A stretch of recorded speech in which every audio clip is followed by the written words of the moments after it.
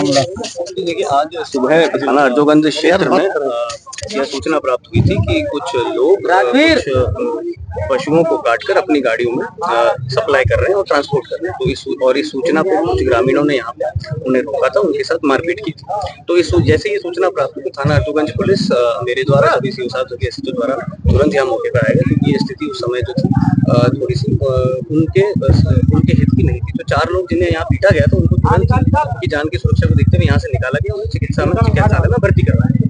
उसके उपरांत यहाँ पे जो भी पब्लिक थी, उनके जो आरोप थे, सभी आरोपों पे जो है जांच की जा रही है। और क्योंकि वो जो पशु था उसकी सैंपलिंग करने आवश्यक थी, तो तुरंत ही डॉक्टर को बुलाया गया था, उसकी सैंपलिंग कर ली गई है और इनसे तहरीर की मांग कर ली गई है। प्राप्त तहरीर अनुसार सुसंगत धाराओं में थाना अर्जुगंज में मुकदमा पंजीकृत किया जा रहा है और जैसे भी इसमें आगे विवेचना में तथ्य सामने आएंगे उस हिसाब से गिरफ्तारी और आगे की कार्रवाई सुनिश्चित की। अच्छा, क्या मानते हैं जिस तरह से कुछ दिन पहले यही गाड़ी पकड़वाई गई लोगों के द्वारा और चौकी इंचार्ज पनेठी ने कह दिया कि ये जो भैंस का मीट है, इन लोगों का आरोप था कि गाय का है, तो किस आधार पर कहा गया? क्या कोई सैंपलिंग हुई थी, उसकी कोई रिपोर्ट आई?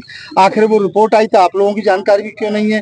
नहीं, ये जो आरोप है कि कुछ दिन पहले चौकी इंचार्ज ने इन्हें बिना किसी उसके छोड़ दिया, ये आरोप सरासर गलत है, क्योंकि हमें ये सूचना दी गई थी और इन्हीं कार्यकर्ताओं और पुलिस की मदद से उस गाड़ी को उस दिन पकड़ा गया था। उस गाड़ी को पकड़ के और थाना अकराबाद पे ले जाया गया था और वहाँ पे डॉक्टर्स को बुलाया गया, तो उन्होंने उसी की सैंपलिंग की थी। डॉक्टर के पास सैंपलिंग करने का एक तो प्रथम दृष्टया रिपोर्ट का एक तरीका होता है और दूसरा एक डिटेल रिपोर्ट का तरीका होता है। तो प्रथम दृष्टया जब डॉक्टर ने कह दिया कि वो जो है वो भैंस का मांस है, एक दूसरा जिन्हें पकड़ा गया था उनके पास रजिस्टर्ड वो रसीदें थी जहां से वो उसका स्लॉटर करवा के लाए थे और जहां से जिस पेट से उन्होंने खरीदा था। तो ये सभी प्रथम दृष्टया साक्ष्यों को देखते हुए उनपे उस हिसाब से वहां उस समय विधिक कार्रवाई अमल में लाई गई थी। जिस तरह इन लोगों का कहना है कि वो जहाँ से लाए, इधर एरिया से लाए, यहाँ अलीगढ़ जनपद में इधर कोई स्लॉटर हाउस भी नहीं, कहाँ इकट्ठी हो रही थी? कहीं देहात में हो रही, नहर के किनारे हो रही होगी, कहीं इसी जनपद में हो रही होगी, तो वो कट्टी वैध है अवैध है, क्या मानते हैं? जी देखिए, ये पूरा प्रकरण जो है अब जांच का विषय इसलिए बन जाता है क्योंकि ये कहाँ कटी है, किस चीज का मांस है और कौन लोग इसमें ट्रांसपोर्ट करके और इसे कहाँ ले जा रहे थे।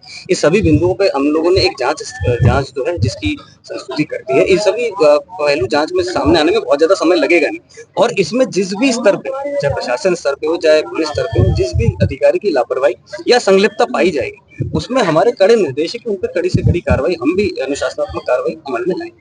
ट्रक को आग के वाले भी किया गया? ट्रक को आग लगाने? नहीं, ऐसी कोई बात नहीं। यहाँ पे ग्रामीण थे और ट्रक को जो है वो थोड़ा सा, क्योंकि बहुत सारी भीड़ थी, तो ट्रक को किनारे हम लोगों ने करने के लिए उसे किनारे जब किया गया तो वो थोड़ा सा पलट गया था बस, क्योंकि ट्रैफिक सुचारू रूप से चालू रहे इसलिए उसे किनारे करते हुए थोड़ा पलट गया था और वैसे